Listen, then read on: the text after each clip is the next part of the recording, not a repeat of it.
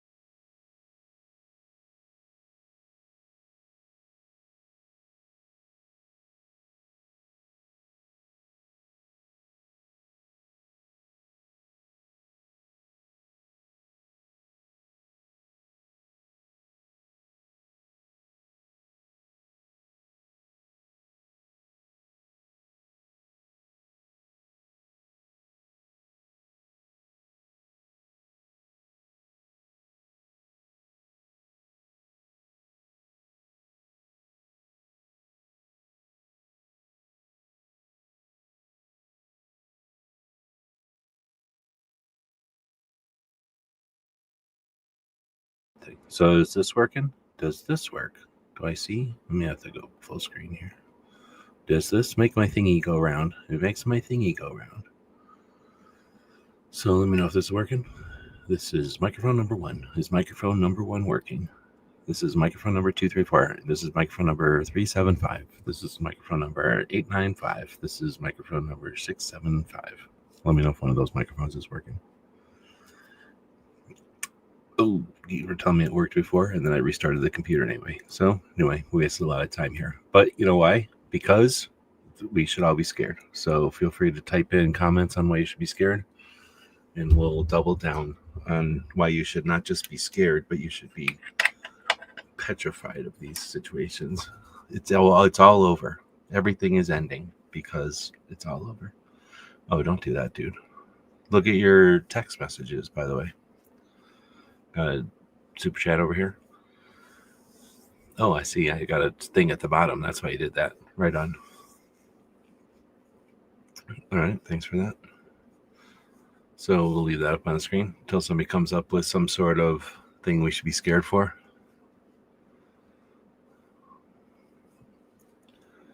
What's this say? Dreamier seems to be now getting in trouble coming back. Yeah, I don't know. I think it was my mic. Or, I think it's my computer not picking up my mics. Which is my computer's fault, I think.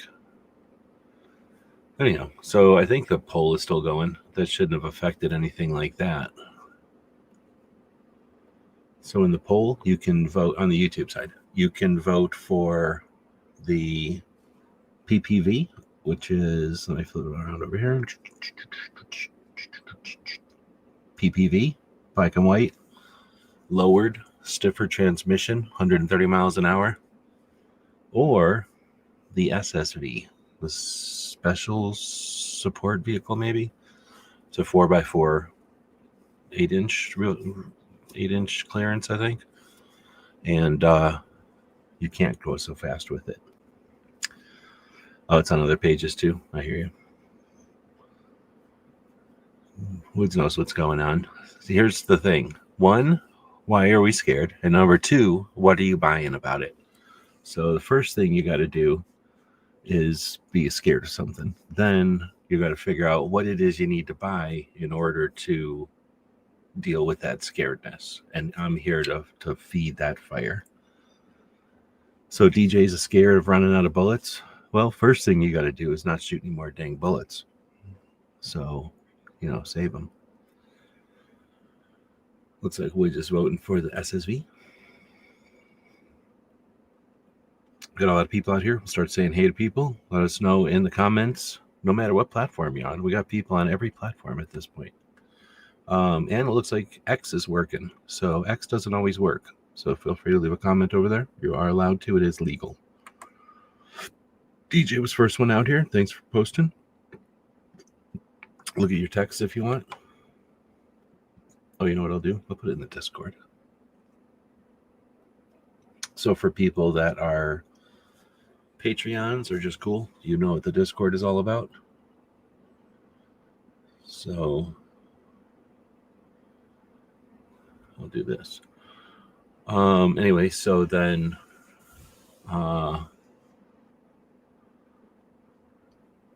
and we did the Discord tonight.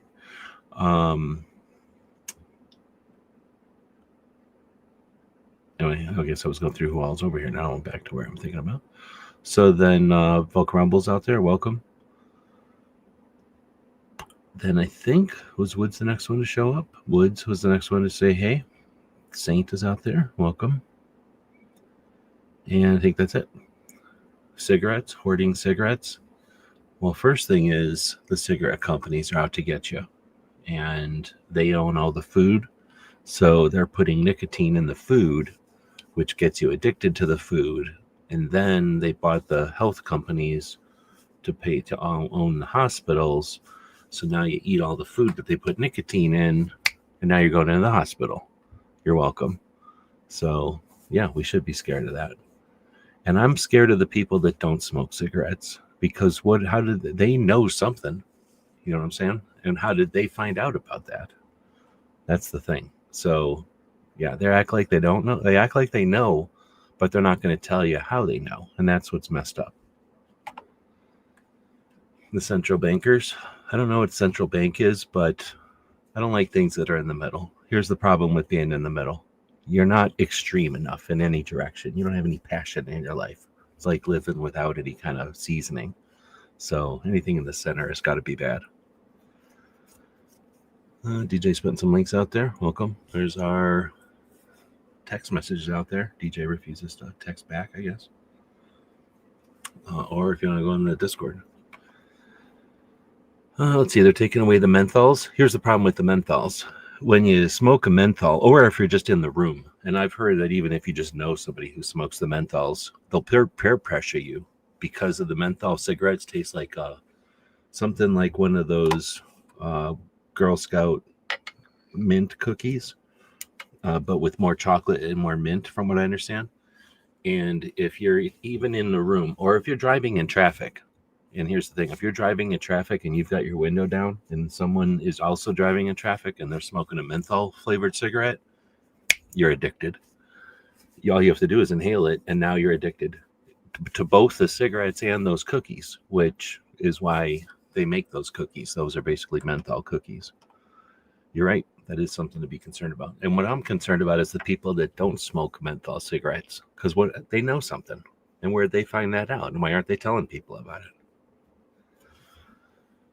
Well, that's the thing. Having a late night show, here's what I'm skeptical about. The people that don't have late night shows, right? Why are they hiding? What, are they sleeping at night? What's up with that? And why are they just getting along to play along, right? Working all day during the day, sleeping all night just like you're supposed to. I'm skeptical of those people. 9mm horror. Here's the thing. I went to go change the battery in this one, the 4x4. The battery, you can't see it. I'm wiggling on the screen where the battery is. Battery's up by above the passenger's knees, basically. The battery that runs the thing, that starts the thing. So you got to take that battery out. It's a rugged, strong, well-made vehicle, very highly engineered. So you have to take out all these brackets and things to get to the battery. And when you get the battery out of there, you end up having to go through a 13mm and a 10mm, because this is made in America, and there is no 9mm bolts on this car. So, or in this truck. I guess it's an SUV, whatever it is. So 9mm can go to hell. Remember clove cigarettes? Where did they go? Yeah, where did they go? Those were made out of clovers. Clover is in Texas, and he probably took them all with him, I'm assuming. What I'm skeptical of is the people that don't smoke clove cigarettes, because they obviously know something. And why aren't they telling anybody else, right? Why are they keeping that information to themselves? Let's see. DJ claims that clove cigarettes are still around. Most of the tobacco shops sell them. Clove cigarettes exist so that when you're a kid, you can go to the store and go, what do you mean clove cigarettes? And then you buy them and you go, and you never buy them again. But somehow they keep conning people into buying them, I guess. Maybe they're for movies. If you want to act like you're smoking a cigarette in a movie, and then I guess you don't want to just roll paper, like shredded newspaper or something. But, you know what happened to clove cigarettes? From what I've heard, from what I've seen in movies, you needed to have them to mask the menthol cigarettes that people were smoking. Maybe now that menthol cigarettes are illegal again, people need clove cigarettes to mask the smell of those. We pass clove cigarettes around in a circle long before anything else. Here's what I'm skeptical about. What about the people? How come people don't pass things around in a square? Why do people always hang out in a circle? Huh? What, are we programmed to hang out in a circle? We don't ever hang out in squares? Or a triangle? What's wrong with a triangle? It's a more solid shape. Yeah, got Hong Kong Phooey on here. This is what I use when I'm on the Foss show. I can flip that around. Put this guy out here. More practical avatar. 16-bit bit. All right, so again, something happened in the news this week. I think we all are aware of it. Feel free to comment on it. And then what we'll do is go into the comprehensive, in-depth reasons why you should be scared of whatever happened in the news. And we'll talk about things you should buy in order to deal with that trauma and that anxiety that the news offers. So, we should be thankful that the overlords create news so that we can bicker about it. One, what would we bicker about? Sports or shoe styles? Come on. We're going to bicker about how to wear our collars? No, come on. Let's bicker about important things like Hollywood? No, we got to bicker about the news. So the overlords give us things to bicker about. And here's the thing. We should be scared of some of these things, a good majority of them. So let's talk about those things. Feel free to leave those comments, and we'll talk about what you should be scared of, who you should be scared of, who to blame, And then, more importantly, what you should buy about it. What you're going to buy to deal with this anxiety. Let's see. They may have the munchies and rob a 7-Eleven for Cheetos. Who are you talking about? Oh, I see. What if people that smoked weed also had guns? I think that there are already everybody who you can think of as being bad has a gun. Period. I think that exists right now. All right. There was a smoke shop in one of our malls that wouldn't sell you any regular smokes or tobacco, but cloves, I don't know what a Charbides, and a few other outliers. They damn sure did sell them to minors. So you're talking about it's a smoke shop. Yeah, I don't know. Maybe those are also designed to not smoke cigarettes, you know what I mean? To like if you're trying to stop smoking or something. Quitters, people that are quitters need a crutch to quit. An off-ramp, so to speak, for their addiction.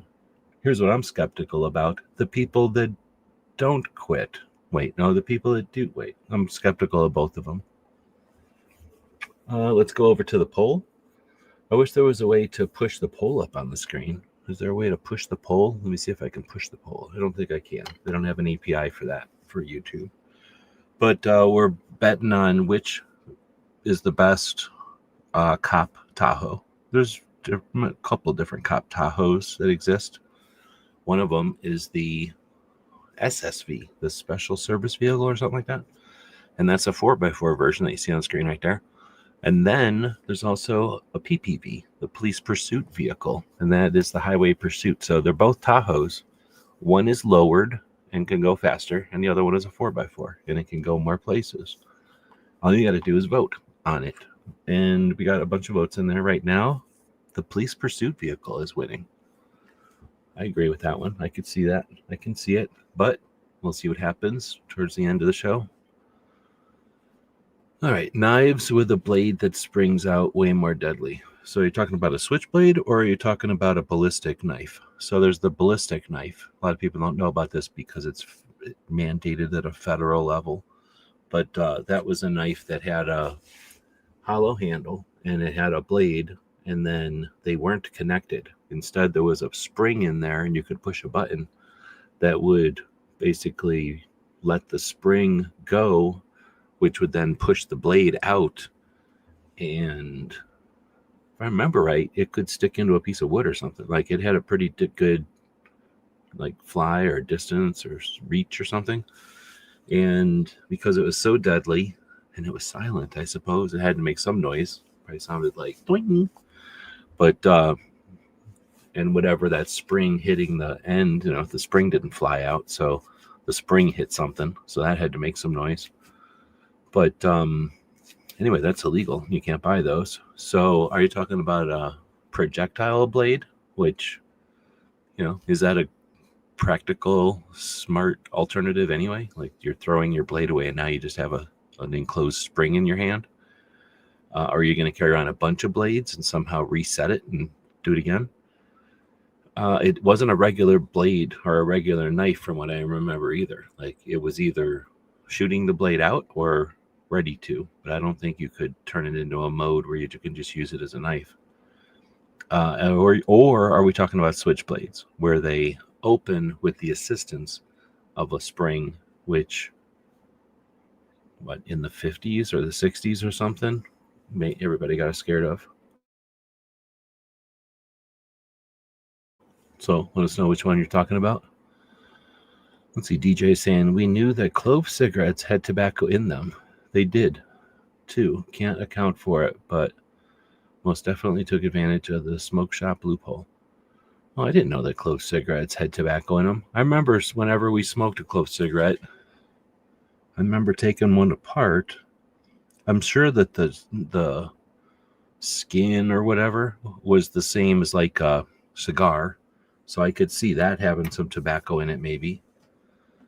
But like the wrapper. But the stuff inside, literally looked like the junk that you would, like, if you went and opened up a clove spice thing. Like, it looked like garbage. It looked like if you just took some, went out to the yard and let some shit die, and then took that broken, dead weeds and shit, and, like, I don't want to say weeds like that, but, like, literally weeds in the backyard, and just let them get all brown, and, like, it looked like garbage or whatever. It smelled a lot like cloves.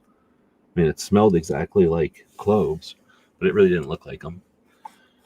But we only played around with them, and maybe like bought 2 packs of them ever.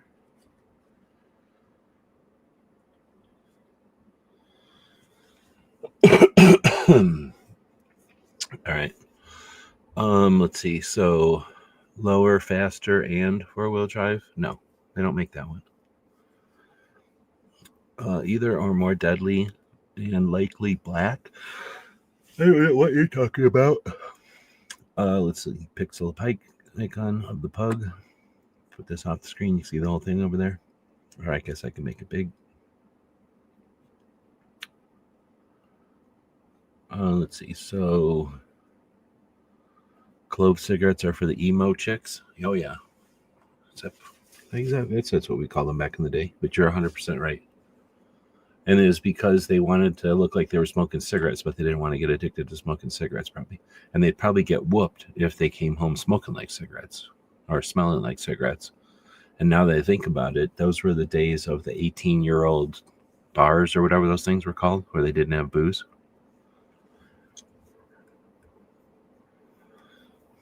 Oh, I see. You're saying that we should be scared of polymer guns. Okay, I'm starting to yawn. It's happening. 25 minutes in. Pack rats out there, welcome. So, what time is it in Texas? Is it 11:30 in Texas? I think I'm in California time now. I missed all my meetings today. Well, one of them, because totally forgot. It was Friday, and then I forgot what time it was for the rest of y'all. I think this was the first time I had to do something on a schedule with the rest of y'all. 12:30. Oh, you're in the centrals. So you're in the central banking area. That's what that is. All right. Well, so we're talking about what you should be scared of, and more importantly, what you should buy in order to deal with the scaredness that you're scared of. So, yeah, it's only 10:30 where we're at, so that's why I'm doing this, because it's not that late here. I do have some other things I should have done before midnight, so if this doesn't get amazing, maybe I'll cut it off at an hour and try to get some work done. But if this becomes amazing, then we'll keep going. So there's a poll over there you can vote on. It's on the YouTube side. Let me go look and see. We still got people watching on all the different platforms. So if you want to jump over to the YouTube side, if you feel like it, because I think you have to be logged in to vote, right? You can vote on the poll. And the poll is which cop car? This black and white PPV, the police pursuit vehicle. It's a lowered 2-wheel drive with, well, that doesn't do anything to the screen. It just does stuff to my screen. With the ability to go 130 miles an hour, or the SSV. I got to go see what the SSV stands for, because they keep saying it. Tahoe SSV.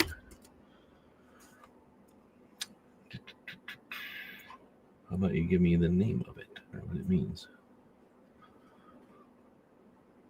The Special Service Vehicle. I don't know if that's what I was saying, but anyway.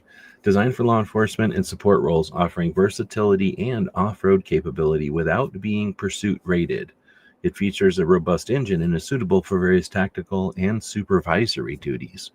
So it does have a speedometer that can go to 140, but I would not feel comfortable going 140 in it. I think I could comfortably go 80 to 100 in it, but it's definitely like driving a boat compared to the black and white one. So that's what you're voting on, the 4-wheel drive. And it is taller. It is quite a bit taller. So the 4-wheel drive SSV, or the 2-wheel drive 130 mile an hour highway pursuit rated PPV, police pursuit vehicle. Feel free to vote on it, and we'll keep going. Let's see. Scared of Canada, so I buy American maple syrup. Well, are pancakes entirely created by Canadians? What's the origin of pancakes anyway? Did anybody ever question this? I'm skeptical about this whole relationship between the pancake and the syrup. So, yeah, you got to be careful because Canada imports the canola oil. You know, that's what canola is, Canada oil. And it's really rapeseed oil. We all know that. They just changed the name because it sounds gross to call it rapeseed oil. But they're the ones that invented it, and they called it rapeseed oil. So that's Canada for you. And then they make maple syrup? What? So that doesn't add up. That's all I'm saying. If you do the math and you think about the geography, the whole thing, where do they get this maple syrup from anyway? Sure, they say the trees. That's bullshit. You ever tasted a tree? Doesn't taste syrupy at all. So it's a big scam. Yeah, they got tubes out there. Anybody can put tubes on trees. Who's checking on that? You know what I'm saying? Like, I could take a bunch of tubes and tie it to trees too and act like it's a big deal. And then nobody's going to check up on it. And then boom, I can act like I'm getting syrup out of trees. Come on. It's a big scam. So I agree with you. Now, buying American maple syrup, that's unpatriotic. So buy Freedom syrup made out of corn oil or corn syrup. And now you're okay. Now you're cooking with gas. Propane gas. So you can cook with propane gas so you taste the pancake, not the heat. Let's see. Packrat is saying, I've always had a phobia of piggyback forklift falling off a flatbed. Piggyback forklift falling off a flatbed. So you're talking about where they take a forklift and they jam it in the back of a truck and drive around with it? Well, that's a scam to begin with, because first off, that's a lazy forklift operator. Most forklift operators are lazy. We all know that. And a lot of times when they're drunk or just not paying attention, looking at their screens, you know, a lot of them have to look at their screens all the time, like a Gen X or Gen Y or whatever they are. And they'll be lazy. They'll just jam their forklift right in the back of a truck and then fall asleep. And that's what happens. So a lot of times that's not intentional. It's just because of a very lazy forklift driver. One of the let's see, scared of people who speak a different language. Buy a foreign language course. What? I don't know. You're contradicting yourself there. Should you be scared of people who speak a different language? No, not anymore, because we have the future now. Come on. So it's 2026. Anybody who doesn't know that your phone can translate, you can get little robots to translate for you. You can get little robots that stick to your phone and translate for you. There's apps on your phone that can translate for you. So we can talk to all countries now. Canada, Mexico, all of them.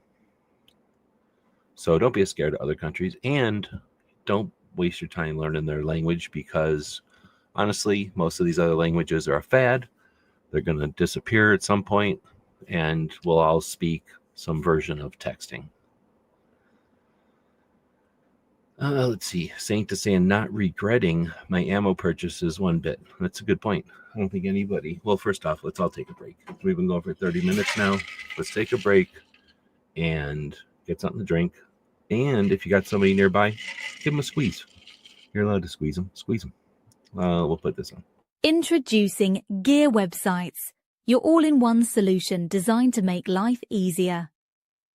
Whether you're a busy professional, a student juggling multiple tasks, or just someone seeking simplicity in daily life, Gear Websites has you covered. With its user-friendly interface, you can effortlessly create and manage your online presence without any technical expertise. Need to improve your gear, start a blog, or even learn a new skill? Gear Websites does it all. Enjoy seamless integration with various tools, ensuring that Our seamless integration is even more seamless now, so you're welcome.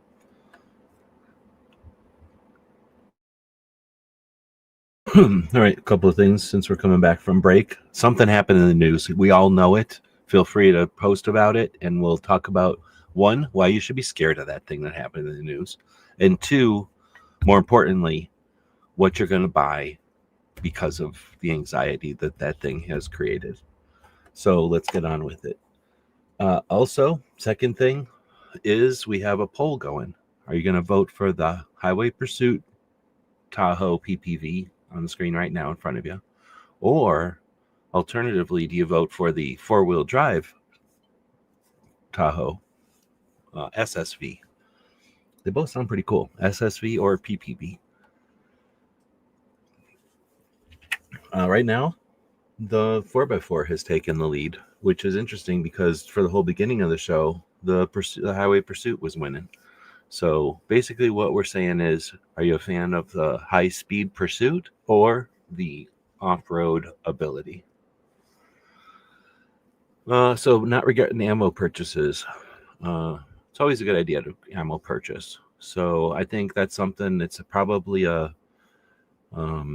skill or a chore, an obligation, an opportunity, responsibility that we need to pass on to the next generation. And, you know, we don't have gun shows anymore. The way that we purchase is different than it used to be.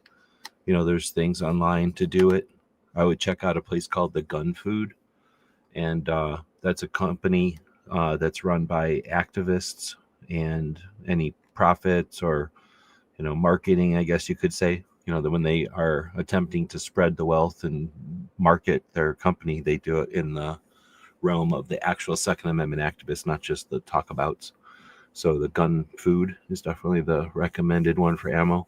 But yeah, there's online at least, but there's lots of opportunities there. I just recently went to 2 different gun shows. My friend wanted to, I didn't realize at the time, he didn't tell me, but he had money burning his hole in his pocket. I think we've all had that problem. That's another thing you should be scared of. And when you're a grown adult and you have $1,000 burning a hole in your pocket, that hurts. You know what I'm saying? That's a hot thigh you got going on there, or a hot butt, depending on where you put your pocket, which pocket you're talking about. Girls don't have pockets, so they don't know what we're talking about. But as a dude, we all know the problem of having $1,000 and wanting a gun. And that's where my friend was. So he kept bugging me. And then I finally went, all right, let's go to this gun show. Then he tells me, and I was like, dude, you should have told me a long time ago. I would have gone to the gun show like a million years ago if you had told me. So he goes to this gun show. Pack Rat knows what I'm talking about. It was a gun TV show. Have you ever been to one of them? They took over for what's her face at the Expo Center, and then some other ones. So they basically took over Roadrunner. No, yeah, was that her name? I think Roadrunner. But anyway, so at a Tucson has a couple of big places to do things because we have a couple of different annual events that happen in Tucson. So these annual events probably keep the places in business and built the places in the first place. And then the rest of the year they get used for things like weddings, and in this case, a gun show. So I went to that gun show, helped a friend buy a gun, or watched a friend buy a gun. I didn't help him. And then he wanted to go to another gun show to buy a holster. So we went to another gun show, a Crossroads show. Crossroads you might have heard about because they do one of the largest shows this side of Wanamaker. In fact, the largest show this side of Wanamaker in December each year in Phoenix. Then they also do shows in California, Utah, Nevada, and Arizona. I think that's it. They might have spread out in the past, but I think that's what they still do. So they're a pretty big promoter. And the show at the fairgrounds sucked. And I like gun shows. I mean, I don't like to say that. I wouldn't go on record, but it sucked. And they made me walk like 7 miles to get in there, which I hate. So it was interesting to see like an amazing, actually, a show that was inspiring, and I like shows. So, I mean, I've been to a lot of shows. The gun TV show was really cool. It was modern. It was awesome. And it was like well thought out. It was like excellent at an awesome facility. And it was like huge. The Crossroads one, I don't know what the deal is. I hate to say it, but, and I know they're fighting for the fairgrounds because they get wailed on by politicians who want to stop shows at the fairgrounds. But dang, like you got to not make it horrible. I can imagine why no one would go to that, or why fewer people will go into that thing. Anyway, just night and day. I won't rag on gun shows. I definitely don't like doing that. But going to gun shows, is the place to get your ammo. Not necessarily at the big ammo vendors, although, they can be some of the cheapest ammo on the planet. But in addition to that, check out the tables. Somebody who's just like, let's say the 9mm shootist. They're horrible people, but they still exist and it's legal. So, they'll, I don't know what they do, drink a bunch of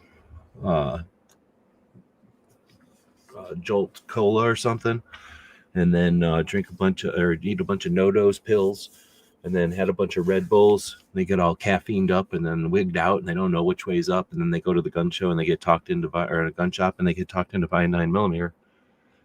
A couple of days later, they come down from their caffeine high. This was legal and everything, but then they figured out, I'm stuck with all this 9mm. What am I going to do with this garbage metric ammo, right? So then they take that to the gun show. So you got to be careful of that kind of stuff. But anyway, ammo purchases, good thing. Glad we got to riff on the gun show a little bit. I took that on a tangent. DJ is saying, hopefully that gave people a lot of opportunity to talk about stuff that happened in the news. We all heard about it. You're allowed to talk about it, so we have something to talk about tonight. And then what we'll talk about those things is, one, why you should be scared. Like why you should be shitless right now. Why the sky is falling about this news that happened. And then two, more importantly, what you should buy. What you should buy in order to deal with the anxiety caused by what happened on the news from the overlords. So let's get into it.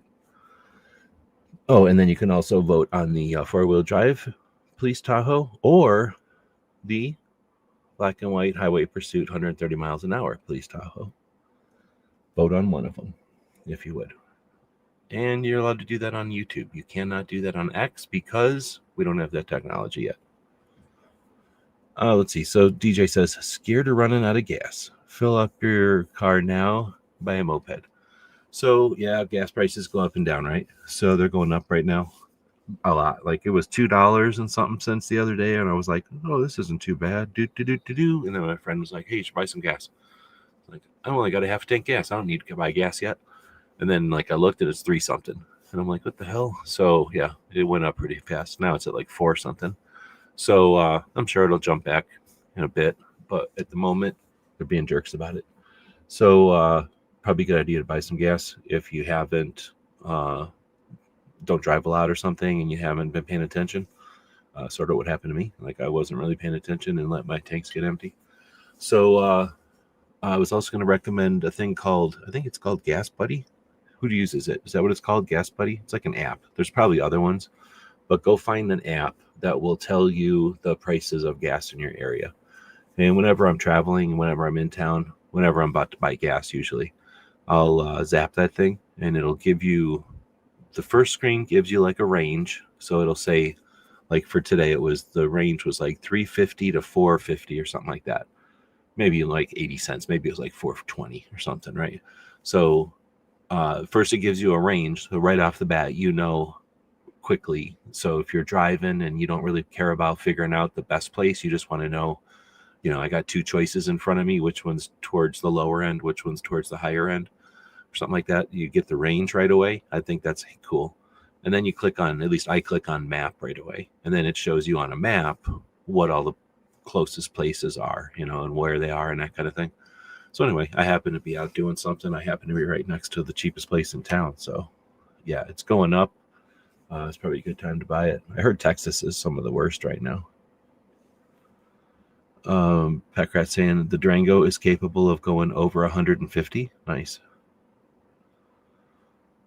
The maple tree. Is that what you're talking about? The maple tree?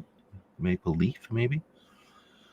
Let's see. DJ saying there's a Federal Reserve of maple syrup in Canada. For real. There's a maple syrup syndicate. Price fixing, villainy, the whole syrup show. Yeah, I mean, I wouldn't be surprised. I would think that to some extent, unless you're like a boutique fancy syrup supplier, making some syrup because my trees are skinny or I don't know what makes syrup different, right? Like my trees are greener or my trees are redder or something, or taller. I don't know, older maybe, whatever makes the syrup different, right? I could see somebody holding out and saying, "No, my trees are younger, or my trees are super old, or whatever it is." But then everybody else, I would say, would probably benefit from throwing all their syrup into one big pile, and then you get like the medium of all of those, so that you get this bitter and the sweet and the, I don't know, thick and the thin, and everybody gets like fairly consistent syrup. But I have no idea what I'm talking about because I don't pay attention to the syrup situation in Canada.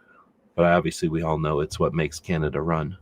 It's right behind, I don't know, whatever else. Apologizing, I guess. Let's see. You have a raptor. Oh, I see. Is that a type of... he just got a new one for doing his job, right? You got a fancy one for doing your gig.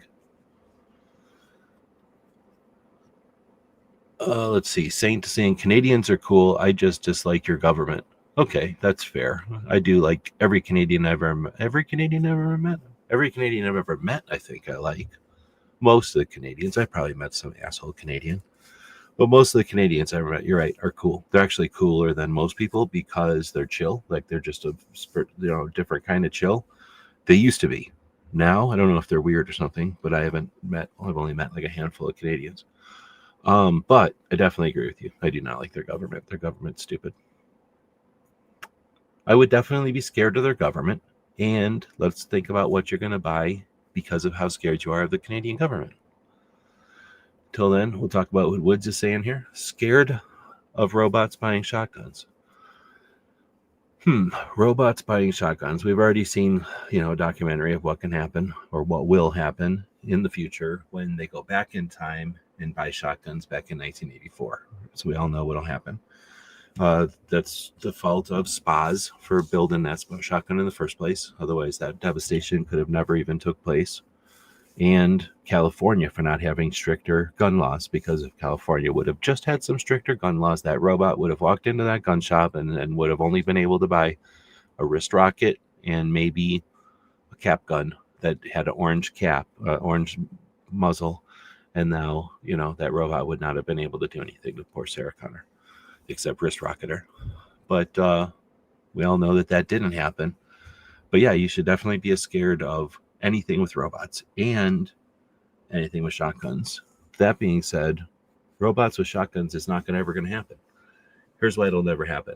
It did happen once in the past, right, in 1984. So technically it did happen. But it will also never happen because robots aren't going to deal with that kind of chaos. Robots would rather shoot 100 22s at the same time than one shotgun with 100 projectiles in it. They're not going to deal with that randomness. You forgot about that. So this is actually the only thing we'll talk about tonight that you do not have to be scared of. You do have to be scared of every robot, anything that a robot does. And you have to be scared of every shotgun. But you don't have to be worried about a robot picking up a shotgun because it doesn't compute.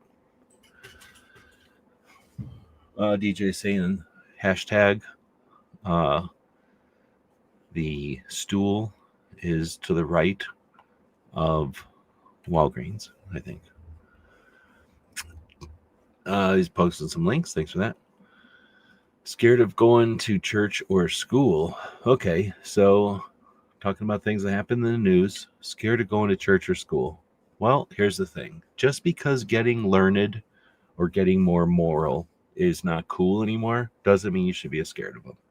So even though there's cultural peer pressure to not go to church or school, you're allowed to do what you want. And here's the more important thing. What are you going to buy? How are you going to buy something to make that possible? Saint says, I've purchased too many already. Well, let's see. Is that possible? We are capitalists, and the earth hasn't been completely converted from raw material into products yet. So I feel like we all have not yet done our part enough to buy things. Think about it that way. Once we're standing on, either trash or new product, we still got potential. We still could be buying new things. At some point, there's going to be like the lava core and a big garbage dump, and then all the new stuff, like all the things that we haven't bought yet. And at that point, maybe people could think about slowing down their purchasing, slowing it down. But honestly, if they purchased a few rocket ships, it wouldn't be a big deal. So, I think we can purchase our way out of this situation for sure. Oh, I see. To be clear, I'm scared of robots, so I'm buying shotguns. I get you. Here's why shotguns are ineffective against robots. I don't want to burst anybody's bubble, but shotguns are the worst of all guns. Shotguns are made out of lead, for one thing. All the stuff that comes out of a shotgun acts like it's a big deal, and people get all excited because there's so much of it, and it's so random and chaotic or whatever, and just goes flying wherever it feels like. But here's the thing. If you take a look, it's just a bunch of bullies. It's a bunch of bullies that make a bunch of noise with a bunch of exhaust gases and stink, but they're tiny little flakes of lead. And here's what happens to them. They start out life as a big wad of lead that gets melted down and splashed into some water that turns it into like misshapen little globs of lead. And then I think scientifically, studies have shown that 90% of the lead coming out of the end of a shotgun gets worn away to mist, to lead shavings, and then finally lead mist on its way out the barrel. So, you might have had a pound and a half of lead when you started shooting that shotgun. You're only going to get like 4 or 5 ounces of lead downrange. And the problem is, it's chaotic. It's all over the place. It could be literally 4 feet in any direction. So the problem is, robot is just standing there full of titanium, like, some sort of like coated, titanium coated stainless steel, maybe some sort of laser created crystal visor, right, covering its camera lenses or something. And you're going to shoot some little baby flakes of powdered pepper lead at it? Come on. With no stopping power? You got joints on a robot you got to deal with. You got cameras. You got antennae, right? Come on. No. Shotguns? No. Here's the other problem with shotguns. Every round from a shotgun weighs approximately 3-4 pounds. So you can carry, regular human could probably carry like 3 or 4 rounds for a shotgun, and then you're maxed out with weight. You can't carry anymore. Most humans can't even load a full shotgun, and then it's too heavy to carry. So shotguns are just ineffective against robots. And the problem is robots, they can pick up hundreds and hundreds of tons, right? So that doesn't matter how heavy a shotgun is. They'll just pick it up as seen in the 1984 documentary. They'll pick it up with one hand, shoot it all around. So you're basically just giving them armaments. So can't recommend it. Let's see, DJ saying, I can't find a box of 32 short anywhere. Well, it's probably because they barely ever make it. I'm surprised they ever make it anymore, actually. Yeah, there's so few guns that make 32 short. There must be some, what are they called? Like boutique. Let's see. Saw my last video. I don't know. Was that the unpacking one? I've seen that you did an unpacking one, but I didn't see it, the unpacking one. Precious metals, not just gold and silver. Wait, hold on. Are we talking about what to buy? Now we're talking. So something happened in the news. It really doesn't matter what happened in the news in this case, because you should be scared of it. Doesn't really matter what happened. We know that we're going to be scared of whatever happened. When you get scared, what's the first thing you want to buy? I don't know. Blanket, some hot chocolate. But in this case, gold and silver. Great idea. Let's see. Shouldn't you also be stockpiling water pistols? See, now that seems like a joke. He's got a little, well, he didn't really have a smiley face going on there because he knows what he's talking about. So DJ is referring to Woods is talking about a shotgun.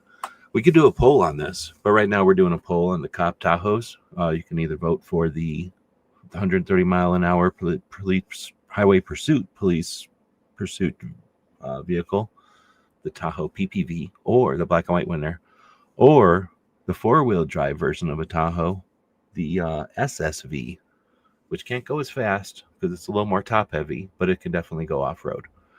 But we could do a different poll on a different night and say what's more effective against the robot. Shotgun, which is totally ineffective for previous reasons, or a water pistol. which might at first seem like not that big a thing. But one, eventually rust, right? But what if you put like vinegar in there or something that enhances rust, some kind of rusty water, right? Acid or something. But then think about the electronics in there. So what if you put something in there that's like slippery water, that's even got less water surface tension, so it can go right past all those O-rings? And what if you put canola oil in a squirt gun? Now it's going to get cholesterol real quick. So just saying, you could probably do all kinds of interesting things with a water pistol. Plus, water pistol could be compressed, right? Compressed water, compressed fluid or something that could be, that doesn't need energy or projectile. You know, it's just the compression in the vessel could do the job. Let's see. The Expo Center was supposed to be an indoor swap meet. Well, it was for a long time. Remember that? So we have this giant building. It's kind of in the shape of a X or a cross. And back in when it was first built, it was an indoor swap meet, like you're saying. You would come in the front. There was a big hallway down the middle, and people would rent booths. And it was like a swap meet, but it was under, a roof inside. But I think for the first number of years, it might have actually been complete. But basically no, not even. It was just like the upside down T that was the swap meet, because that bottom part, the part towards the highway, the south end, was always the gun show. So, there was a gun show there forever. So that bottom part and quinceañeras were always down there. So that building has always had gun shows. It's just that once the swap meet part got removed, they kind of took over the insides. I've been going to that place, since it was built, I suppose, or at least since I lived out here. I haven't thought about the olden days in a long time. That was a long time ago. All right, so hard to get past the $10 entry fee at a gun show for a $15 box of 32. Well, that's the whole point of going to gun shows on the regular. There's two things to talk about here. So let's say you got to pay for the get-in. So $10 is actually a pretty good entry fee. Most of the time, they're higher than that. I think maybe 30 is maybe the highest I've seen. 25 is not unheard of. 20, not even a problem. Like most gun shows are somewhere around 20. So a $15 box of ammo, on the other hand, is a little more rare than even the $10 entry fee. Because now that I'm thinking about it, the Gun TV one might have only been $10 to get into also. Like it was cheaper than Crossroads, which is weird. Anyway, but a $15 box of ammo sounds like a partial box of ammo to me. But I'm the guy who's all over partial boxes of ammo, especially for something like a 32, where one, you're not going to find, just rows of boxes on a shelf, and options to choose from. You're always going to get whatever's left over. But most people don't value it. So usually they're not going to understand what they're even selling. Or if they do, they know that they don't have people waiting in line to buy it. So they often sell it at a deal. But I guess what I'm getting at is, back in the day, at least, gun shows would be the only place you could find that, really, or at least the place you'd find it economically. I wish I could say it for nowadays, but I'm not sure, because now that I'm thinking about it, the last two gun shows I've been at, I don't think you would have found any 32 short. I mean, you might have, but I wouldn't guarantee it. Or I could definitely guarantee it back in the day. All right, here we go. So Saint just asked a real question. How do you feel about the excessive gun control laws being passed in several states? Very discouraging.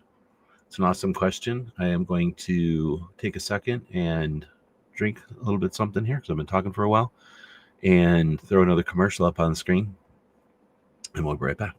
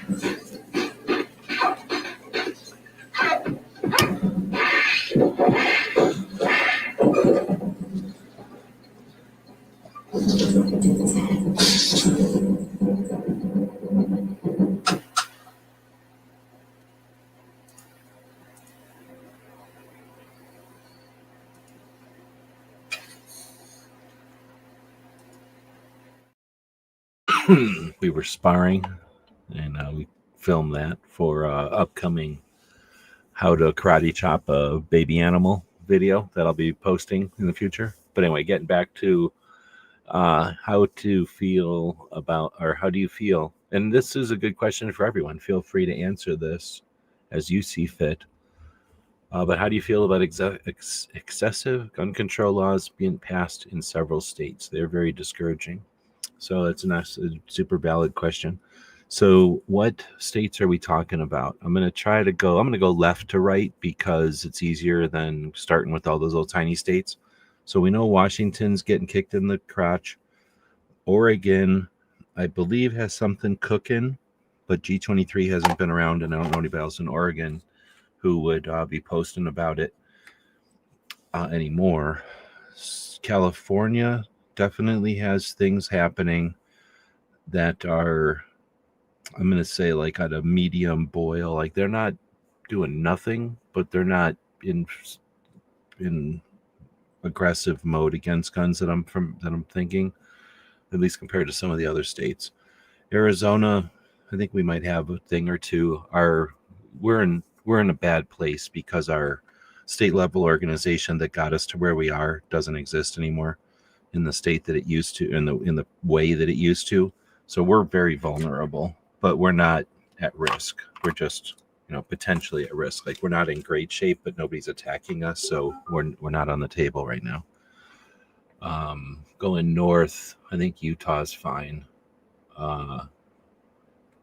Idaho is doing fine. Like the Montanas are doing fine, except for people encroaching from California and maybe something. I think Nebraska's got some weird junk that DJ talked about. Gizzard hasn't said nothing about Kansas. I think Oklahoma's okay. Texas, okay. Then you get over to, I haven't heard nothing from Louisiana in forever. Georgia, I don't think anything's happening there. And there's so many people I know from Georgia that it'd be on them, to not be saying something. They would be saying something. Florida, I don't think anything bad is happening in Florida, but I could be wrong. Then you get the Missouri. I know Missouri is a frustrating one because watching Susan there, they had an opportunity with an all-Republican situation or something to put their money where their mouth is. And instead of doing anything, they did nothing. They did one thing, and all that was to add USCCA to the list of instructors for their CCW. And if you've been listening to me at all, $24 million a month. $24 million a month. Now, if they can show that there's like $20 million worth of payouts going out, and I don't know what I'm talking about, then go ahead and show me that. But $24 million a month, and the only thing that happens in Missouri is that USCCA gets added to the approved stuff for their CCW. That's not quite as bad as what's happening in other states, but that's just discouraging for sure. You say very discouraging in the comment there. I think that Missouri's a discouraging one. So I'm trying to think of some other states. Illinois. I don't know. Is Ozzy out there? I don't think anything too bad is happening in Illinois. I don't think anything super good is happening there. Minnesota. I feel like I haven't heard anything specific about Minnesota because I got other things to worry about. Wisconsin doesn't do anything ever except make cheese, so that's happening. I don't think anything happened in Michigan. Did I hear something about Indiana? I don't think so. I don't think anything's happening in Ohio. The Kentucky is trying to do the same thing as West Virginia. That would be encouraging. If we see them take a push the Overton window and they fail, is that discouraging? I think that's encouraging. Tennessee ain't done shit. Or was it Kentucky that ain't done shit? One of them two flat states did something and the other one didn't do shit. Then you got the Carolinas. I don't think they're doing shit. They're just sitting there, right? Then you got West Virginia trying to get us machine guns. I think they should be given accolades or, pat on the back for sure. Pennsylvania, I think, is not doing anything. Was Big Barbecue saying something about Pennsylvania? I think New York is chill at the moment. Maine is minding their business. So what we're really talking about is Massachusetts, New Jersey, Connecticut. I know I've heard something about Connecticut, but I don't know which way. I haven't heard from Krabby, so I don't know what's happening in Maryland. And, is anything happening in Delaware? So I think it's really just Massachusetts for sure. Oh, I forgot Nevada. So wait, I forgot Nevada, Colorado, and New Mexico. Sorry. So Colorado getting their asses handed to them. And you have national level organizations that only brings in as much money or more money than the Second Amendment Foundation and the Gun Owners of America on the years that they feel like it. And the rest of the time they sit around. It seems like when you have a state that has that organization in it, none of the organizations want to lift a finger for Colorado. And that sucks ass for Colorado, it seems like. But are we allowed to talk about that? Nobody seems to want to talk about that shit. So Colorado, got to remember that one. They're getting their asses handed to them. And one of the largest national level organizations is sitting there while Colorado gets their asses handed to them. Are they getting paid for that? I don't know. I'm not getting paid by anybody over here. You know what I'm saying? On the gun side, nobody's paying a fucking dime, so I can say what I want. Let's see. So what we're really talking about is Colorado. We're talking about Massachusetts. We're talking about I don't know if actually I got to talk to Tony tomorrow. I don't know if New Jersey is actually seeing anything negative or just not seeing positive. So just trying to break it down there. Then feel free. Hopefully people are screaming out. I see Ozzy's out there. Hopefully people are screaming out in the comments if I'm missing something or if I'm overlooking something or if I'm blowing something off. But I don't want to say very discouraging. How do I feel about the excessive gun? Oh, Virginia. Forgot about Virginia. Virginia got their asses handed to them. That's a whole nother story, right? So Virginia, they're competent. There's people in Virginia that know what they're doing. There's also a bunch of dipshits in Virginia. And then there's a bunch of people that don't do shit in Virginia. You know how I can say that confidently? Because of what happened in Virginia. So they can act like that happened to them. Are they so fragile and like weak that things happen to them? Or are they so lazy and take shit for granted that things happen to them? I mean, sorry, what are we supposed to do? Like, yeah, pick yourself up, Virginia. Like a couple of years ago, we're supposed to congratulate you and talk about you're so awesome because you had such an awesome rally. Yeah, you certainly fucking did. And then a couple of years later, you got your asses handed to you. So I'm not discouraged by Virginia. I'm frustrated by Virginia. Like, what the fuck? Get their shit together. Like, you know what I mean? Like, they are very polarized and they love being polarized. And that's what happens when you like being polarized is you're going to flip-flop. Ideally, Virginia would figure out how to work together with the people that hate guns and hate gun owners and end that shit. But right now they like being polarized, so they flip back and forth. And they're getting played, honestly, because a lot of fucking people get paid when Virginia flip-flops and everybody gets to stand on their back, basically, while they're flopping around, stand on their stomach when they're having a good time, rub their belly and giggle with them. And then whenever they flip over, stand back and scorn them and make money. So except for the $2 DJs put in for the super chat, like nobody's, I'm not here for all that kind of bullshit. So I don't want to talk shit about Virginia, but at the same time, they got competent people there and they've accomplished some shit. At the same time, they got to take it. You know what I mean? Like it's going to happen in Arizona. I don't want to talk shit, but you know what I mean? It's going to happen in Arizona. Pat Grattan knows what I'm talking about, I think. We were strong, we were what we were, but we're not the same state anymore. And we're certainly not the same organizations. All it's going to take is somebody to come up and slap us and we're going to fucking get slapped. We're not going to do shit about it. It sucks. Hate to say it, but no antis are watching this shit, at least. Hopefully I'm not giving anybody ideas.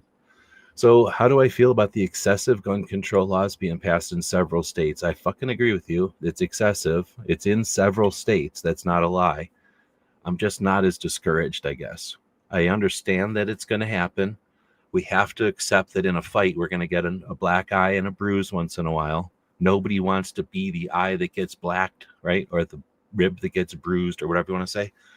But as an entity, as a being, we know that we're going to have to take some hits. If we're good, If we were brilliant, if we were Bruce Lee, something, we'd get through this without it, but we're not. We don't practice.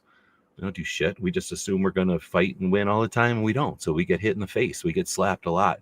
And, sometimes we get slapped over and over in the same place like a chump. And that's some of those states where that's happening to us. Not their fault. It's just, the way that this organism works. That's where they're able to slap us, and that's where they're going to keep slapping us.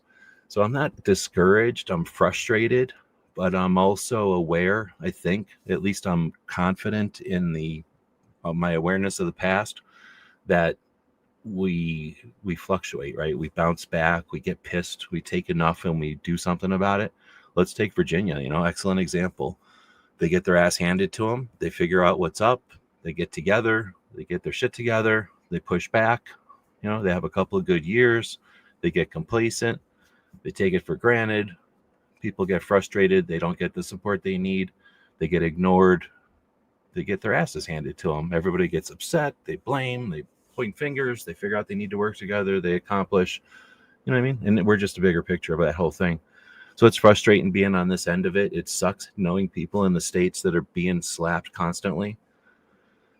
I don't want to tell them to move. They're luckily we live in a world where they can go vacation and do other things. Our worlds don't revolve around being able to pull a trigger. Just because I can go shoot full auto, it's not like every day I'm shooting full auto, and somehow my life's more fulfilling. So it sucks that folks are living under tyranny, but if they really want to go pull a trigger, most of them can drive, 2 hours, 3 hours and pull a trigger and drive home again. And in the worst case scenario, we all pull together and none of that shit matters anyway. But yeah, I'd say it's discouraging. Here's the thing. You should be scared, but not of anything that they tell you to be fucking scared about. That's for sure. If the weak ass punk who's never done shit on the internet is telling you that it's somebody else's fault and it's always them and here's who to blame, unless it's like the fingers are pointing at us because we didn't rally, we don't go to gun shows, we don't support our gun shops, we don't put so many pro-gun things going down the pipe that the anti-gunners don't have a chance to even put anything anti, because they got to figure out what to do to try to prevent some of our good shit. It's on us. Like, you know what I mean? Like we are either strong and we didn't do shit, or we're weak and not able. And I just don't believe that we're weak and not able. People can fight me on that if you want to go for it. So I'll get into more comments here. Scared of another house fire? That sucks for sure. What house or smoke alarms happen, fire extinguishers all over the damn place. Not much else you could do. Let's see. Upside is another good app. I don't know what that is. And that was a while ago, so I'm not sure what that's referring to. Let's see. GJ is saying there's a few stations in town that don't jack prices until their holding tanks are depleted and refilled. Folks mob those spots, and it looks like 70s gas lines. That's probably the place I went to because they're like known for having the cheapest price in town, and it's pretty cool. Yep. Thanks for hanging out to have an overnight or a late night. Sorry, I would get sued if I said it was an overnight show, and it's not technically an overnight yet. For me, it's still a late night show for me. Let's take a quick look at the voting. We're voting on the Tahoe 4x4 SSV, which you see on the screen here, or the PPV, the police pursuit vehicle, the black and white highway pursuit that can go 130 miles an hour easily without breaking a sweat. And what's fun about a police pursuit highway vehicle is that they've got all the cop suspension and the cop tires, so they're highway rated and all that, strong tires, good grip and all that, but they're not necessarily fast off the line. I'm sure fast cars can go faster than them from 0 to 60 or something. But what's fun about a cop car, at least all the cop cars I've driven, from you're cruising at like 50 or 60 and you want to go 100, like that's when you want to try to race a cop car. There's probably muscle cars that can do it. I don't know. I haven't driven any muscle cars really, but cop cars compared to regular cars, when you're at 50 or 60 on most cars, you're kind of topped out. On a cop car, you're like halfway, and you got all kinds of room to really punch it. So the police pursuit is a lot of fun to drive. That being said, 4-wheel drive, this is Arizona. A lot of rocks, a lot of hills, a lot of mountains, and being able to just take a dirt road and know that whatever it is, you're ready. you just got to flip it to 4-wheel and you're good to go. Anyway, so thanks everybody for joining us tonight. And the poll is going right now 70-30. Right now it is not even close, but for a while there it was the other way around. Right now it's the SSV, the 4-wheel drive, the one that's on screen now. That's the one that's winning 70% to 30. For a while there, the Highway Pursuit was winning, but evidently all the people listening, voting at this moment are more in favor of being able to jump off road and not catch anybody on the highway. Lose people on the highway. Think how many people can go faster than 130. You're going to lose all those people. Let's see. Ron Wayne is saying robots with 9mm, not so scary. Yeah, I don't know. I'd be more scared of, I don't know. 9mm is what ended up being capacity for the human hand, right? And kind of the human, what's the word? Like, it's like a good compromise. That's the word I'm looking for weight, for, I guess, for the hand and for holding it, but also for carrying it around on your belt. So in other words, if, worlds were different or people were larger or something, we'd be probably carrying a larger thing. But the way humans are and the way our hands are and the way that the machines all worked out, it worked for the 9. And all the 9mm apologists will say, blah, blah, blah, it's effective. It's just as good, blah, blah, blah. People that are weak can still carry it, all those kind of arguments. But a robot ain't weak, and a robot don't care about capacity. So I just don't know. Like, it might be a robot with a 9mm because there's so much 9mm laying around.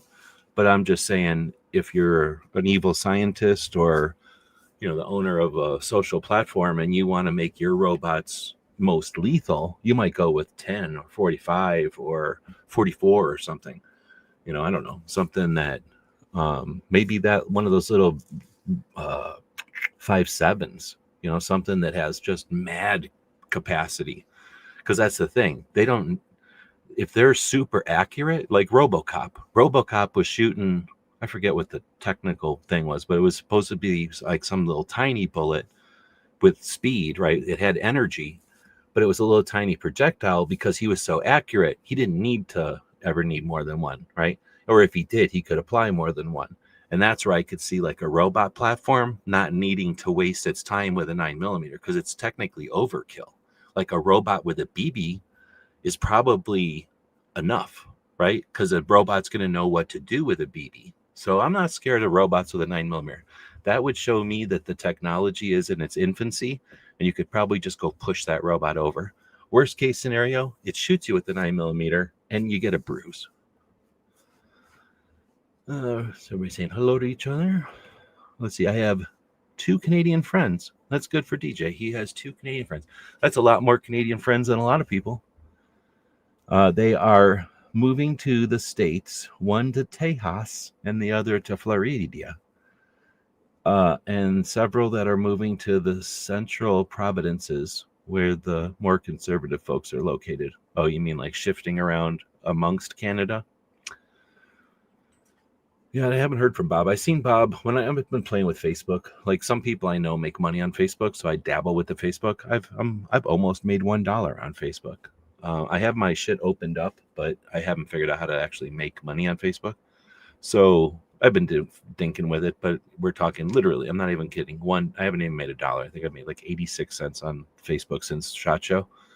But since I know people that can make money over there, I keep fiddling with it. And whenever I go over there to fiddle with it, I think is when I see Bob. Either that or on Instagram. But we've kind of said hey or whatever, but he hasn't jumped into a chat or nothing. But it would be interesting to hear what's going on, because I know they've been getting their asses handed to them a little bit also. Maybe more than a little bit. I think I'm about to take another break here. I think I had another thing to use as a break. But I am coughing and I want to drink some more. I'm drinking a root beer and milk mixed together. What do you call that? What do you call it in your neck of the woods when you mix root beer and milk? Oh, I was going to show this one.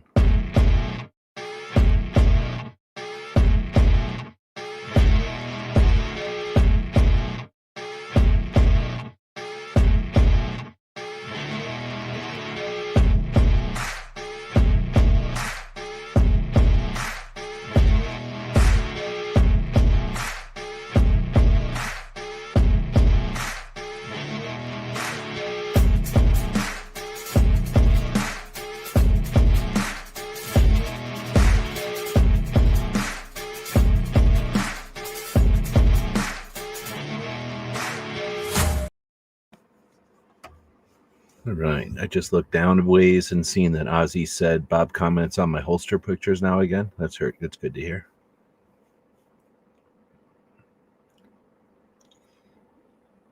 I mean, if Bob's like spaz or something, so he'll like go, hey, and then I don't hear from him again for like 4 months. So I'm not too concerned because Bob just doesn't use the internet that much, but it is frustrating, I guess, when you're like, hey, or like ask a question, hey, Bob, you want to go live? And then you don't hear back for like 4 months. No, I was busy that night. Let's see. So I clicked down there and I forgot where I was up here. I think it was 9mm robots, right? Oh, no, it was DJ's Canadian friends. Let's see. Trash or treasure? It's one of my favorite things. Do you feel like you're sitting on a rock that's flying through space with a bunch of other monkeys, and we're fiddling with the rocks and, plants and water and fire, and we're just fiddling with shit? Or does everything just appear as we need it, and it's infinite and endless, and if we can imagine it, it happens, and when we forget about it, it doesn't exist anymore? Is there another way to think of it? It's those are the two sides of the coin, right? Like that's the two. Is there another option? Everybody saying hey to each other. Let's see. No gun collection isn't complete without a Mossberg. So no gun collection isn't complete. That's a tough one. Without a Mossberg. I think I agree with that, meaning you don't need a Mossberg in your collection, but I could be wrong. DJ saying lead rain, spray and pray. I just don't see a robot. If we're talking, if that's where we're at, I don't have the recollection to remember what time I was talking about things. But if we're talking about the robots and shotguns, I don't know. It just seems like it does not compute that a robot would allow the chaos of what a shotgun could do. I mean, I guess you could program a robot to give it like a cone or like, some circumference or something. But I would think like the robot would just glitch, not knowing the actual location of the pattern or something. Let's see. PPU did on occasion. I think that's probably Privy Partisan or something. I don't know. Jolly Ranchers and felt tip pens. That's kind of interesting, trying to remember what I was talking about a minute ago or an hour ago, I guess, at this point. So I'm not sure what DJ was talking about there. Facts. So maybe Woods interpreted it different than me because he's a Mossbergist. He's a fan of the Mossberg. He's of the Mossberg tribe. Well, everybody's saying hey to each other. The Illuminati. There's this game called Illuminati that was a lot of fun, and I'm not sure what I was talking about, where Illuminati came in, but sure. Let's see, DJ says, I got spoiled working gun shows, always helping run a table and not having to pay admission. You're right about the partial boxes, but it seems like every odd caliber disappeared when people bought mad guns in odd calibers and bullshit from 2020 turned a bunch of folks into collectors of oddball stuff. Interesting.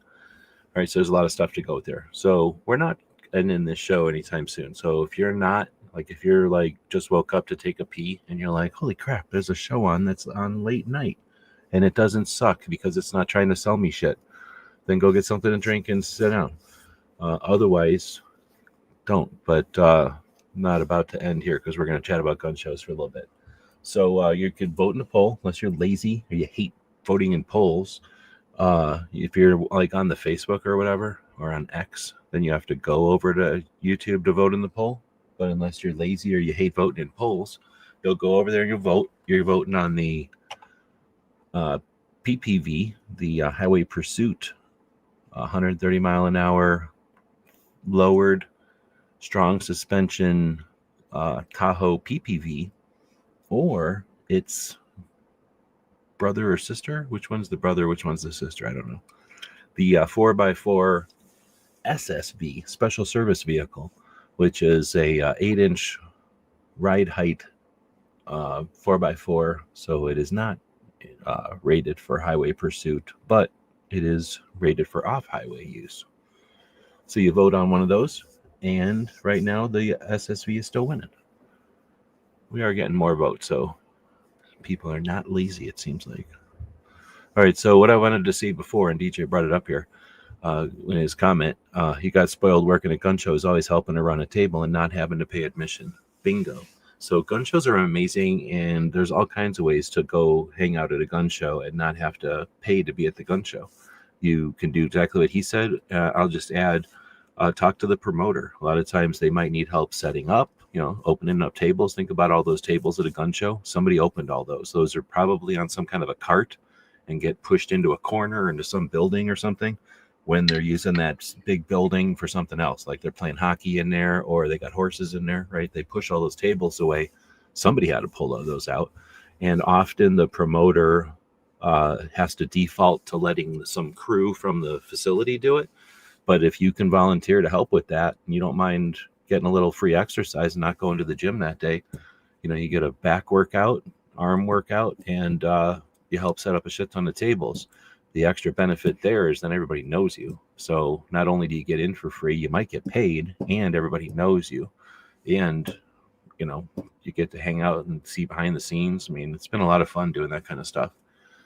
So definitely working with an individual, working with the promoter. And then if you do media, if you're creating content for the YouTube or one of these other platforms out there, talk to the promoters. I used to go to shows quite a bit to just help promote the show and that kind of thing. Not every promoter loves it. You might have to prove what you're doing, but yeah, it's totally worth it. Gone to a lot of shows, and I very rarely pay to go to a show. I do nowadays, but back in the day, hardly ever paid to go to a show. I felt really bad when I paid to go to a show, actually, back for many years, for most of the years, for sure. When I was a kid, I paid. But that's great points. Thanks for that, DJ. Let's see. What about the pug? What about that pug? He lost in the ninja fight we had earlier. Everybody was a witness of that. Pretty obvious. He thinks he's so good, but where'd he go? I had it here a second ago, I thought.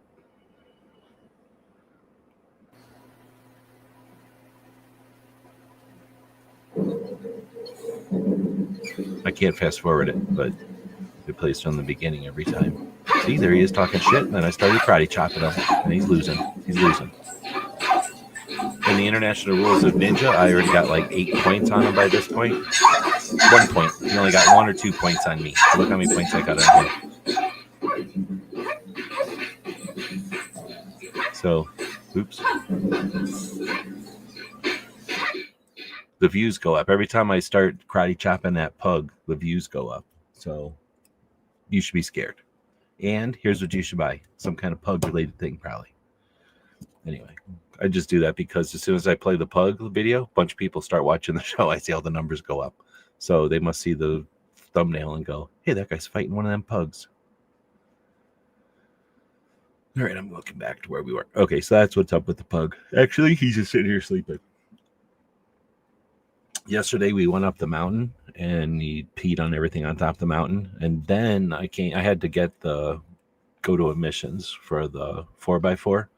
And because the battery was dead, it's a whole nother story. It kept like emptying or whatever, the computer would die.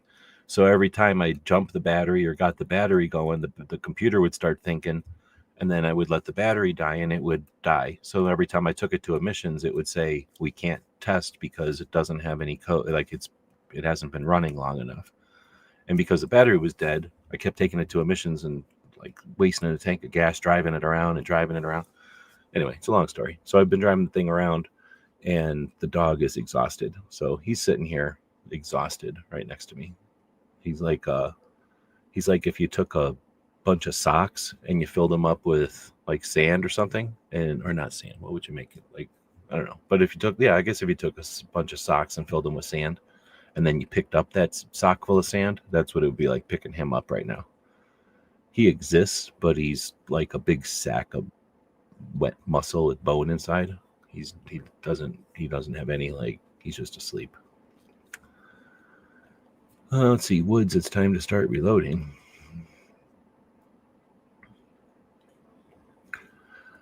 Okay, so the end of DJ's comment was that Odd Calibers turned into a bunch of folks into collectors. I guess I'm not disputing that, because I don't know if I went to that many shows during the bullshit of the 20s or of 2020. But I would say it was prior to that, in probably the 2013 era, after the bullshit in Connecticut, where an individual did something atrocious, an atrocity, and politically everyone reacted, and because we were not, as gun owners, united or led or familiar with getting abused like that, we reacted in lots of different ways. And unfortunately, one of the ways was to destroy gun shows. We just didn't handle it well, and there was no value for gun shows. There was no, if there was community or if there was a culture, I don't know what word is better for this, but whatever we had going into 2012 was blossoming. It was developing due to the internet. So I think we probably had some potential. I don't want to say that it was inevitable, because I do think it was not anyone's choice, but it was a whole bunch of choices led to a consequence.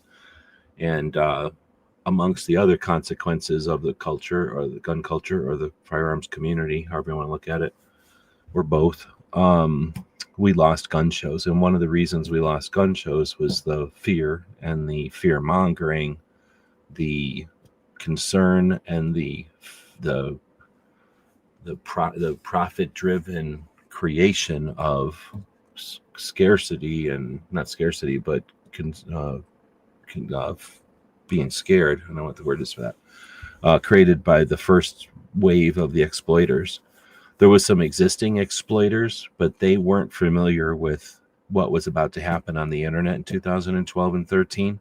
So the exploiters really came from video games. If anybody wants to really talk about this, because I have a little bit of behind the scenes, but the managers and the agents and the people that were running the video game channels were just they were just sniffing around the gun channels in 2012. They were just wondering what's up over here, because of asshole shot a pumpkin and all of a sudden we were in the news, and that FPS guy had gotten pretty big. So they were just looking over here to see what was going on with guns. And then that bullshit happened in November of 12, and Obama said his bullshit. And that's when they went, oh, we know what's happening. We know what's about to happen. They only had to have a few conversations with a couple of gun shops, and they knew what was about to happen. It all came out of Georgia, by the way. And then they told each other, and then boom. Then you see the change in the gun community. And that fostered a lot of weird shit. Anyway, so that was when that group of people kind of got their first taste, or first understanding of their reach and their power and their ability. And that group of people had no interest in gun shows. Gun shows were scared of, if they even knew of these people, but they didn't know of these people. And gun shows were scared of the internet. Gun shows were scared of media, and gun shows were not gonna poke their head up and look around. So they have now, like Gun TV is doing pretty good. Some of the other gun shows have promoters, or have had promoters that are decent, or that have been experimental, or have been open-minded, or have been, effective. But we definitely didn't have that back then. And I guess what I'm getting at is, I don't think that 2020, this is my long ass way, this is my DJ way of saying, DJ understands what I'm saying though, because I'm just talking DJ to DJ. But I don't think that 2020 changed gun shows or ammunition availability. I think it was 2013 when gun shows broke, gun shows changed, and gun shows devolved, because they I'm not going to say they evolved, because that kind of indicate that suggests something better, like a growth. In fact, they fell apart and they devolved into, here's a place that's not a brick and mortar, so we can get more ammo cheaper, faster than your brick and mortar can. So these that ruined gun shows, the demand for ammo based on the manipulation of the culture of the community, I guess is probably more like the community. And it was almost 100% based on these asshole profiter exploiter fucks that came from the video game community and like whispered in the ear of some of these assholes who don't give a fuck about us in the real game. They only care about their personal, fame and fortune, literally. And they all just dove in. So gun shows became a place where the massive ammunition distributors, or at least the ones that became massive, would park, and the gun shows were really just the people who created the facility, arranged for the parking and some advertising, and allowed that ammunition supplier to set up. And that ammunition supplier would set up the same way that Walmart would set up in town and just take over. So for the first few months or years, maybe, depending on how you're looking at it, the regular people bringing stuff from their houses, small gun shops bringing the stuff from the back room, all the stuff that used to be like the mainstay of gun shows, those people were there. And whenever the main ammo guy or ammo place would run out of like 38 special for some reason, then everyone would run around and grab every other box of 38 special from the show. And that's when I happen to be going to shows constantly and stuff and all over the place. And that's when I seen ammo change at gun shows, and there was no more collecting. It just doesn't exist anymore. And I was an ammo collector then, but as an ammo collector now, I can remember these days, and it was happening in front of me, and I just didn't really pay attention or care. So it's not like I'm casting blame here. I'm just talking about what happened, and we all were part of it. Like we all acted or didn't act, to create this situation. I'm just rehashing it. But anyway, I really think that's what killed gun shows is 2013, and that coincided with the ammunition, the 22 ammunition factories burning down and shit, or whatever happened, and then probably just assholes. And then, of course, the jerk politicians, presidents, whoever they were, Bush and others who stopped importation. I think Obama stopped some importation of 545. So it was like various times when ammunition would stop being imported, and then again, kind of would just gun shows would double down on their focus on ammunition. Anyway, now that that's not a factor and people, have options in other calibers or popular stupid 9mm, for example, and there's just not the concern that there was, people who understood World War II, who lived through the Cold War, who understand dollar cost averaging. That was all, gun shows were for those folks. And the people nowadays care about, grips and red dots. So what's a gun show going to do? It's just offer red dots without a brick and mortar. It's kind of what happens. That's all gun shows are. And what they are, unfortunately, is, well, maybe they are. I guess I don't look at the tables. I was going to say they're probably just a bunch of the Chinese ripoffs of the red dots, but all the red dots are from China. So I don't know. I'm not talking shit. Are like the ripoffs the same at this point? Like, is a Chinese ripoff of a Chinese red dot the same? Or are there noticeable differences in quality between the real Chinese model and the fake Chinese model?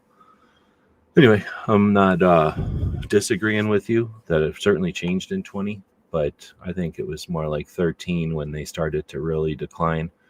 And then with the enhanced interest in firearms due to the popularity of the internet in general, but the celebrities on the social platforms at that time, they had no interest in gun shows. Again, gun shows weren't interested in them.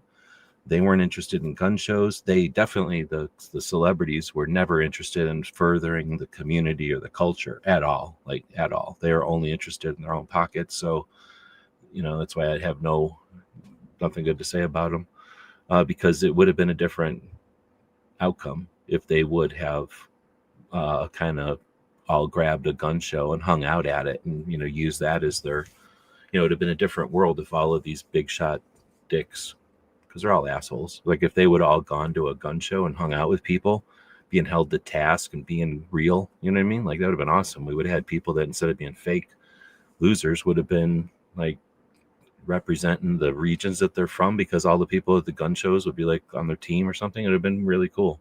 And then a lot of people would have traveled. Like there's a lot of potential there. They didn't see it. They had no interest in it. So all that potential just turned into vapor. Anyway, I'm just rambling in the middle of the night. BB clearly won. Oh, you're saying that dog won? I will teach that dog a lesson. Let's see. No, Bacon Bit.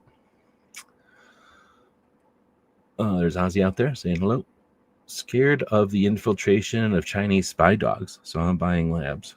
First off, I don't know if this dog has met a Labrador before. Do you know what a Labrador Retriever is? He didn't even wake up. He is literally so tired.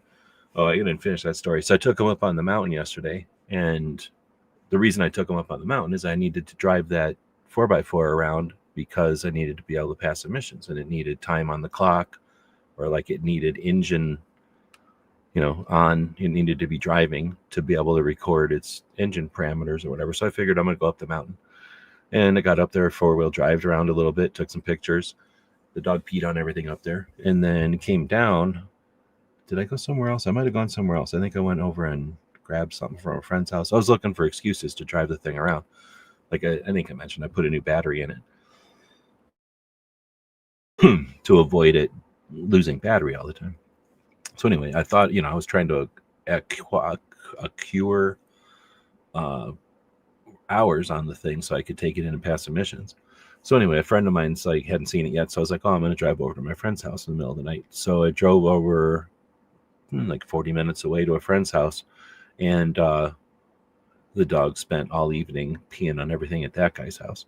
So the dog's peed out, essentially. So today I was outside peeling the vinyl off of it, and he was just sitting in the sun all day. So the dog is essentially very similar. Like I say, if you just filled a sock with sand and sewed it up, that would be exactly like picking up this dog right now. He is exhausted. If I put food on the ground, he would get up and eat it. But that's about the only thing that's going to get him up, I think. So, yes, but I don't allow him to have any access to communications devices, so there's no worries. He's not talking to anybody in China that I'm aware of. Let's see, DJ says, Florida signed in a tax holiday for guns. I don't know if I heard about that recently or a long time ago.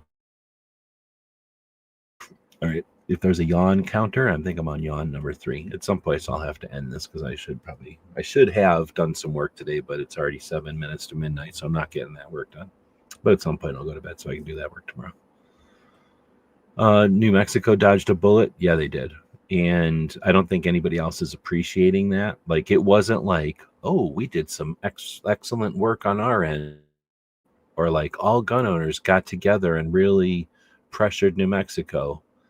So, yeah, I think I don't want to act like we got nothing to lose and that everything's going our way, for sure. And I don't know if I meant, well, I think at the end there, I remembered that New Mexico and more importantly, Colorado, but New Mexico almost took a massive cut. Like they almost lost most of their gun shops. Really, if they wouldn't have been paying more attention and let that go through, I think it would have closed most of the gun shops. Because I've been to a lot of the gun shops in New Mexico. I think I can say that. Shit. Like, it's hard to say that with Arizona. At one point, I'd been to most of the gun shops in Arizona for like a number of years. Like, I was really intentionally doing my best to go to as many gun shops in Arizona as possible. And that was sort of my gig. So like I was able to accomplish that. But I never had been to most of the gun shops in Arizona. There's just way too many. Like, I've been to a lot. I've been to most of them in Tucson. I've probably been to all of them in Tucson back in the day. Not now, because I haven't been to all of them now. But back in the day, I had definitely been to every. And I'm talking even some of the home FFLs. Like, I had been to a lot of the shows in Tucson. Most of the shops in Phoenix that were like, on the map type of thing. And then a whole bunch around the state. But there's just a lot of stuff in Arizona. In New Mexico, no, I'm not. I shouldn't talk shit. Like, I haven't been to every gun shop, but I've been to the ones in, why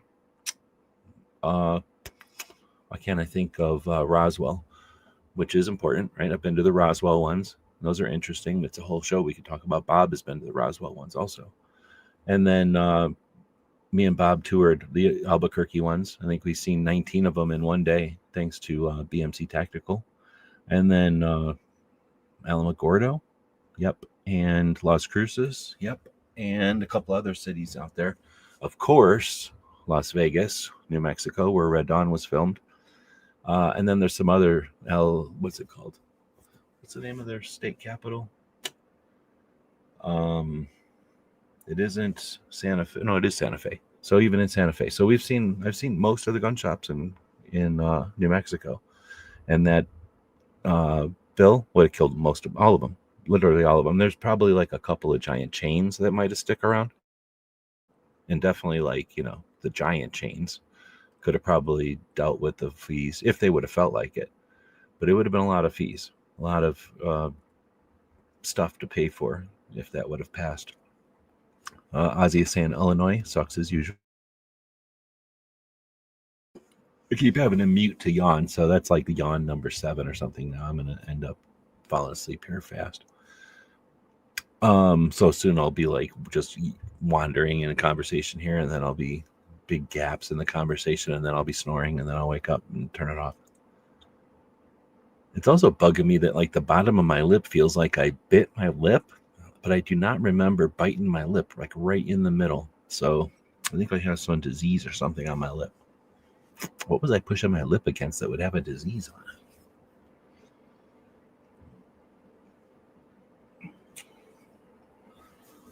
Now I've talked about it, and now it's driving me even more nuts. When you have like a sore right on the front of your bottom lip, like you can't help as you're talking, you can't help but notice it now. Dang it. Connecticut had a few bad bills. Brooke did public testimony. Oh yeah, I forgot about that. Brooke did something about being in the vehicle. I'm assuming since she said she's driving to the Capitol,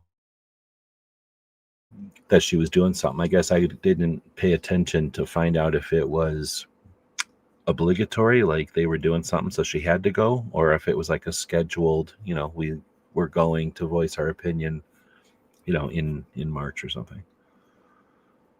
So Ozzy followed up with, Illinois is still waiting on the 7th Circuit to make a decision on the Barnett case. All right. I don't know what the Barnett case is, but I'm assuming it has to do with an Illinois infringement. Interesting. So DJ is putting this one up here. Get trained, act with confidence at redcross.org/take-a-class. That's horrible URL. So Red Cross, I'm okay with Red Cross, I guess. Are they the one that do Stop the Bleed? I don't really like Stop the Bleed. I think Stop the Bleed is anti-gun. There's just a couple of stupid things in there that like assume guns are dangerous and shit that I just don't like. They didn't need to put them in there, and somebody in some gun organizations should have pushed back. Like if they would have said in the Stop the Bleed thing, like, don't let a lady hold the tourniquet because, ladies can't turn them tight enough. Everybody would have pushed back. Like, what are you talking about? Stop the bleed? Like, that has nothing to do with bleeding. Like, that's just your fucking opinion. Get that out of there. Like, you're here to teach us how to stop bleeding, not your opinion on if women are, strong enough to tighten a tourniquet. But they just casually go, guns are responsible for like all bullet holes or something. It's not, it's something like that. Like, guns are responsible for all holes in bodies or something dumb. And it's like, what? Who said what? And then anyway, so it glitched me. Like whatever part of it that talks about that, I almost quit doing it, but I continued the things. It's only like an hour, and then I'm glad I did because they did it like 3 or 4 times. Anyway, so it's interesting that you bring that up. But that being said, even if I really, really, really liked Red Cross, I'm still going to take them to task because that's a dumbass URL. Putting a dash sign in a URL is dense. Like, it is not smart. Get that out of there. I mean, not DJ, just repeating it, but come on, Red Cross. Just make it redcross.org/class or classes if you really are like going to be technical, but you could just put class on there. Take a class? Come on. They need better marketing people, competent marketing people. DJ says, access the calendar here. I need to go work on the calendar. I went over there to fiddle with it for this year, and it's I don't know. I'm using too many free things, I think, and one of the free things glitched, I think, and it's off, and I have to go figure out how to fiddle with it again. Ozzy saying he's a redneck, give him the dirt road. I hear you, but it's a lot of fun when you have like a really wide, strong suspension. It's not a car. I mean, I agree. I understand there's probably like a Corvette or something would probably be a lot smoother ride, or like Pink has a Dodge Charger. I'll bet you that thing is super fast, right?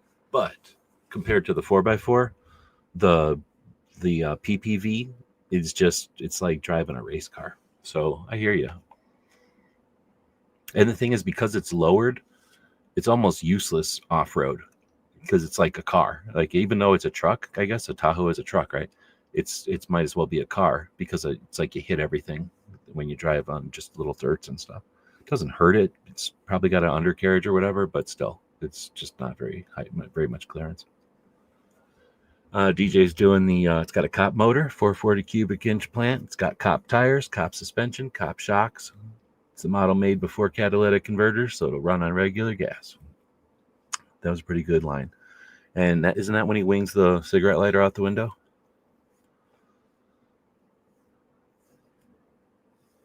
What it definitely needs is Carrie Fisher with the M16.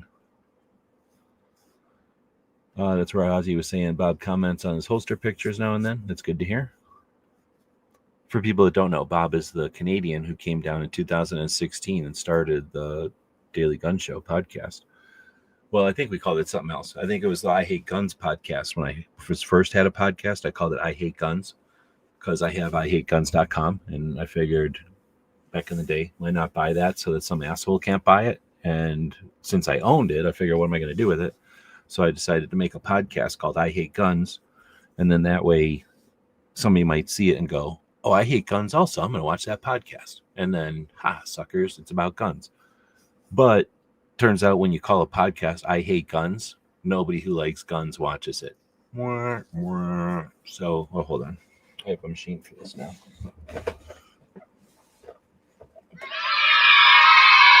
No. It turns out when you make a podcast about guns and call it I Hate Guns, nobody watches it. So I renamed it to the Daily Gun Show. And I own that name, dailygunshow.com, because of gun shows. What do you know? Let's see. So referring to a 74 Dodge Monaco cop car in the movie The Blues Brothers. Yep. So I was asking people what they call root beer in milk or milk in root beer. And DJ saying root beer milk, no, or a melted root beer float. It's kind of what it tastes like, but it is not called that. There's a name for it. We'll see if anybody else answered that question or not. Do you know what the name of root beer and milk mixed together is? At least what I was told it was called when I was a little kid. There's a name for this. Let's see. So, Pat Grad is taken off for going to sleep. That's fine. It is an overnight show. That'll happen. Thanks for joining. Thanks for hanging out. Let's see. DJ says, just remember you're living on a planet that's evolving and revolving at like 900 miles per hour. I mean, yeah, but the whole universe is spinning in every different direction. So we can think of it that way, but I think you can also think about it as you're standing there and the rest of the universe is spinning all the fuck around. Because honestly, there is no center. So you're the center. Why not? Just depends on what axis, you know what I mean? So if you're counting the bottom of your feet, the axis, then you're the center of the whole thing. Or maybe the center is the top of your head. That's a whole nother debate. If you're the center of the universe, is it your head or your feet?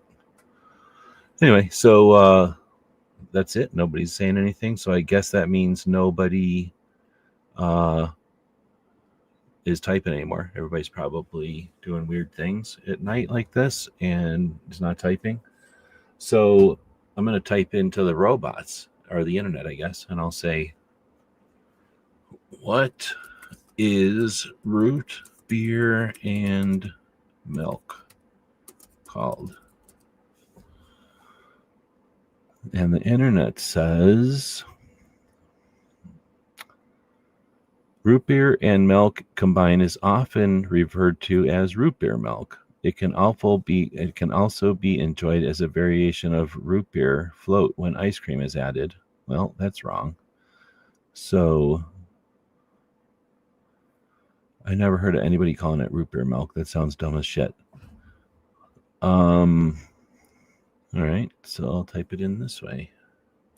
What is a... And there's another version when you use Dr. Pepper.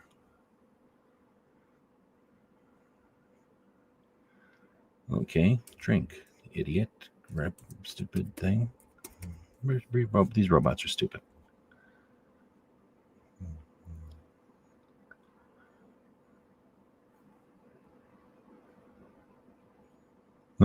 No, maybe we're the only one that called it that.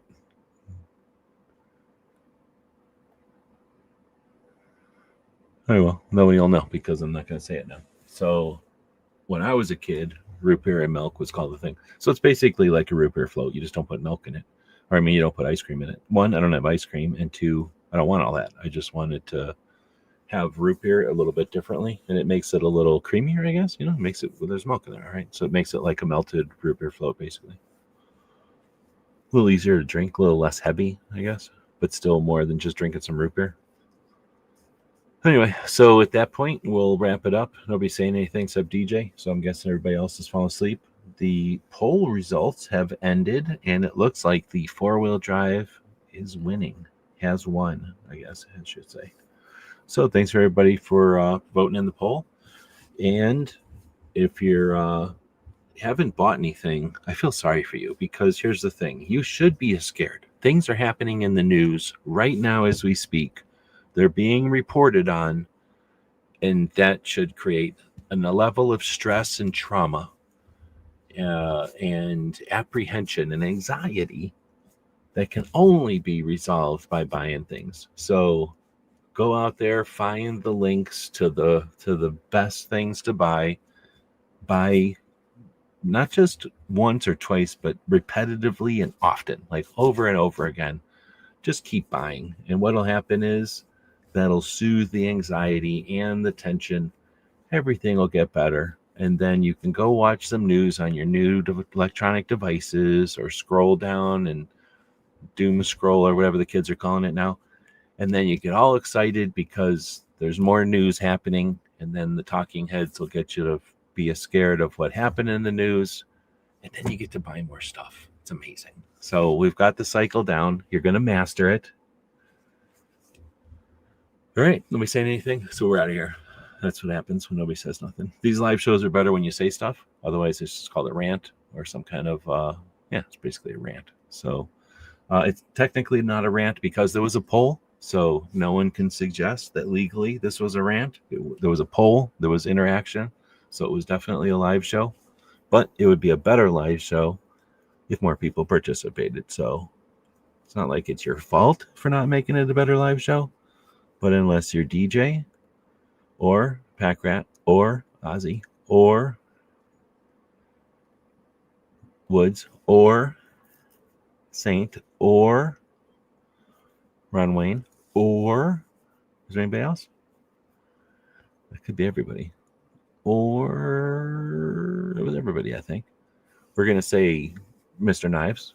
We're going to say Gizzard. He wasn't out there, but he would have been.